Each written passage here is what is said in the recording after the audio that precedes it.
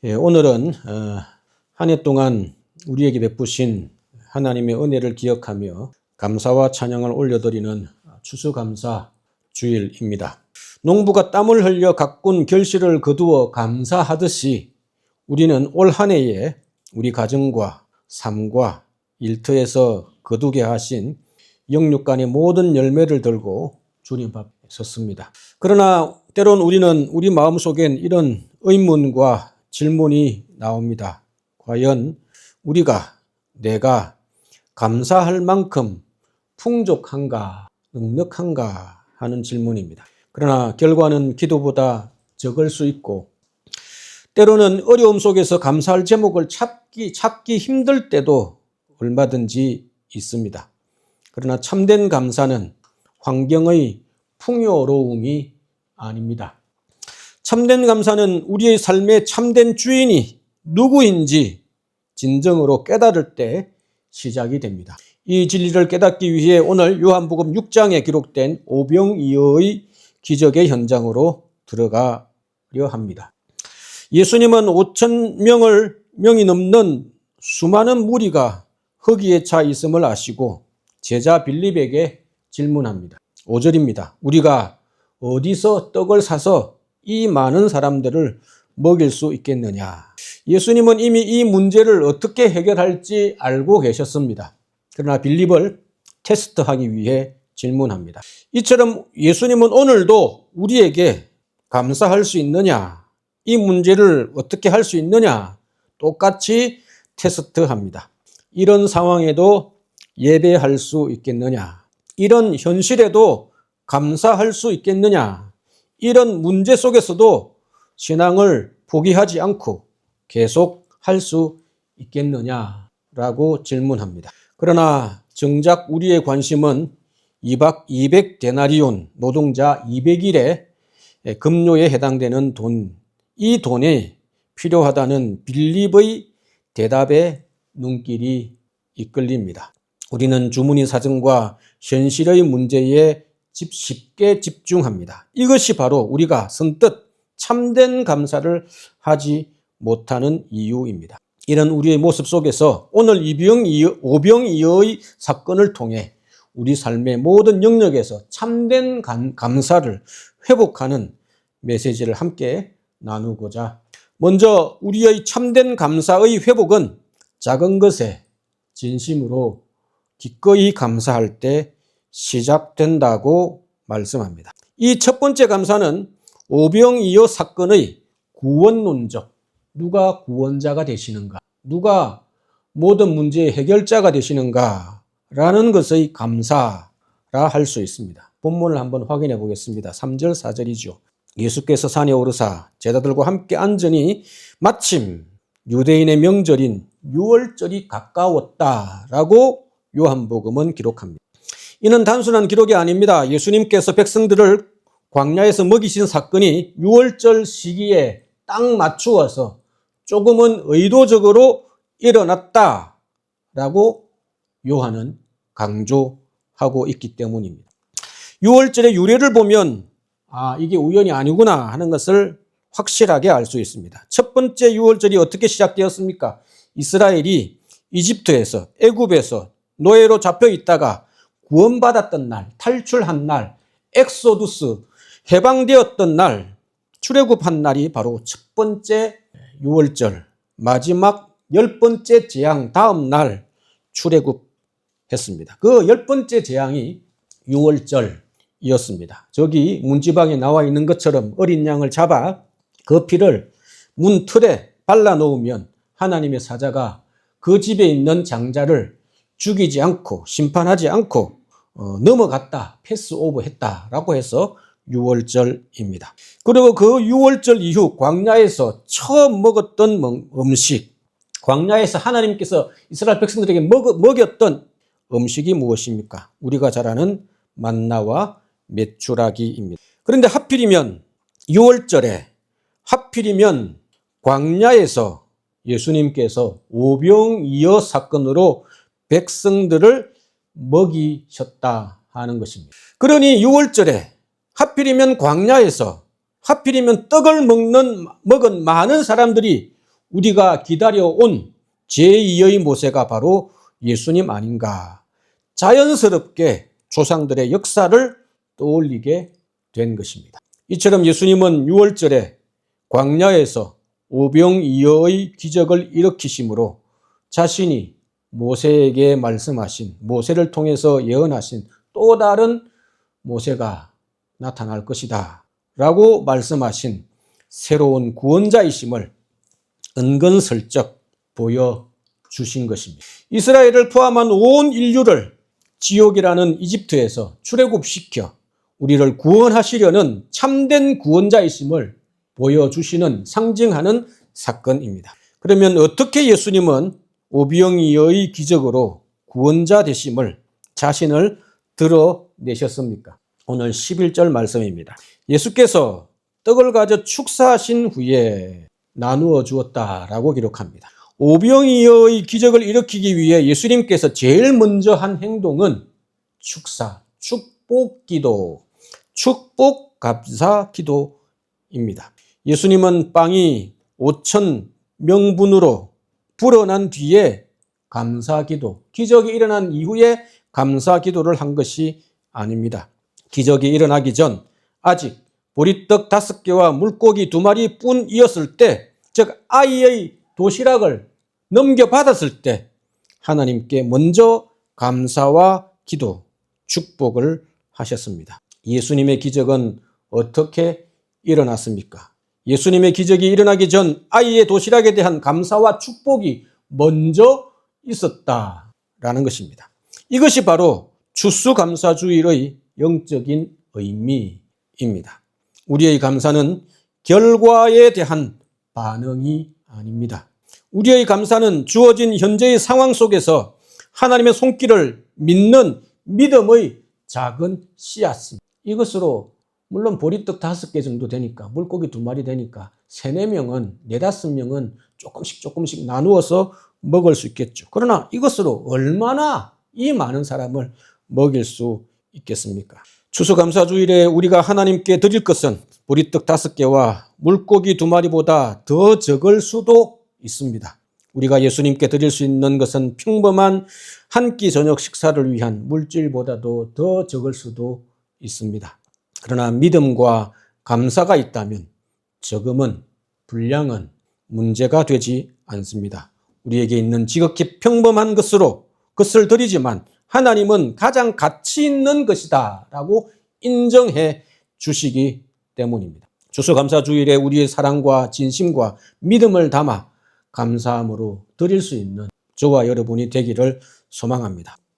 우리의 상황과 환경을 탓하지 마시기 바랍니다. 우리에게 있는 작은 감사 제목을 찾아보시기 바랍니다. 어떤 감사의 제목이 있으십니까? 부모님을 주셨음에 감사합시다. 앞에 나와 있는 사진이 제가 찾아보니까 라스팔마스에 있는 산 나사로 공원 묘원이라고 합니다. 아마 수백 명 가까이 정도가 아마 한국인들이 이민 오셔서 그곳에서 일하다가 노동의 현장에서 여러 가지 사고로 희생당한 묘지인 것 같습니다.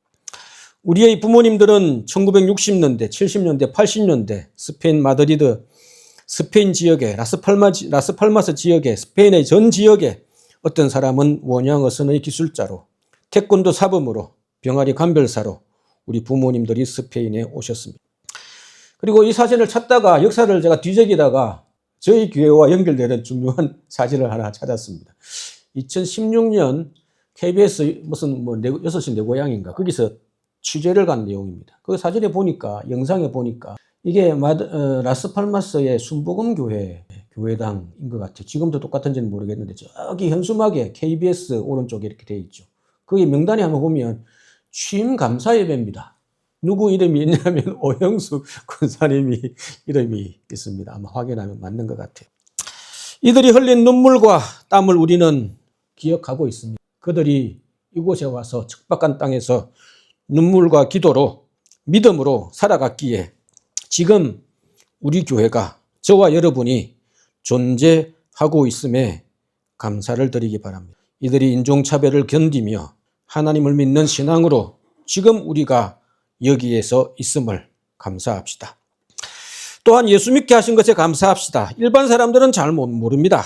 예수 믿는 신앙이 이 세상을 살아가는 데에 얼마나 큰 경쟁력이 되는가, 얼마나 멋진 삶을 제공하는가 하는 것을 예수 믿지 않는 사람들은 잘 모릅니다. 예수 믿는 가정에 태어나서 예수님을 믿게 된 것이 우연이 아님을 확신하시고 우리를 예수 믿게 하심에 감사하는 하루가 되기를 소망합니다. 다음으로는 마드리드 사랑의 교회에서 우리를 만나게 하신 것에 감사합시다. 어떤 사람은 엄마 아빠 때문에, 어떤 사람은 주재원으로, 어떤 사람은 누군가의 추천으로 공동체의 멤버가 되었습니다. 이 또한 놀라운 하나님의 손길임을 고백할 수 있기를, 감사할 수 있기를 소망합니다. 그리고 또한 우리가 함께 하는 이 신앙생활이 여러분의 인생에 가장 행복한 신앙생활 중에 하나로 꼽혀지기를 간절히 소망합니다. 두 번째로 우리의 참된 감사의 회복은 우리의 영혼의 참된 양식이신 예수님과 교제를 나눌 때 가능합니다. 이 두 번째 감사는 오병이어의 사건의 기독론적 감사. 오병이어 기적을 경험한 무리는 예수님을 왕으로 삼으려 했습니다. 오늘 15절 내용에 나오죠. 왜냐하면 예수님만 따라다니면 먹고 사는 문제가 해결될 것이라고, 이 세상에 오실 참 바로 그 선지자라고 생각했기 때문입니다. 물론 먹고 사는 문제도 이유이긴 합니다. 그러나 예수님을 왕 삼으려 했던 것을 보면 단순히 먹고 사는 문제가 아니라 로마로부터 정치적 해방을 원했던 것 같습니다. 이스라엘 민족의 최대의 숙제는 로마로부터 이스라엘이 독립하는 것이다. 그래서 그들은 구약에서 예언된 그 선지자가 바로 이런 사람이어야 한다라고 오해를 했습니다. 그 선지자, 그 메시아가 오시면 로마의 식민지에서 이스라엘을 해방시켜 이스라엘을 독립시킬 것으로 착각했습니다. 그래서 그들은 예수님의 사역과 메시지를 오해하고 이 땅에 생명의 떡으로 오셨다는 말씀의 뜻을, 기적의 뜻을 이해하지 못하고 깨닫지 못하고 예수님을 왕, 임금 삼으려 했습니다. 요한복음 6장 뒷부분에 나오죠. 이것이 예수님께서 오병이어 기적을 일으킨 이유입니다. 오병이어 기적을 일으키고 나서 뒤에 설명을 하셨습니다. 예수께서 이르실 때 나는 생명의 떡이니 오늘 이 사건은 내가 생명의 떡인 것을 보여주는 것이다.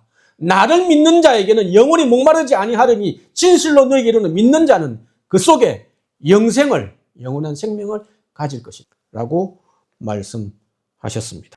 예수님께서 이 기적을 통해 말씀하고 싶으셨던 교훈이 바로 이 구절. 예수님 자신이 생명의 떡이기 때문에 예수님을 믿는 자는 영원히 굶주리지 않을 것이다. 영원히 만족할 것이다. 영원히 목마르지 않을 것이다. 영원한 생명을 가졌다라고 말씀하셨습니다. 이상하지 않습니까?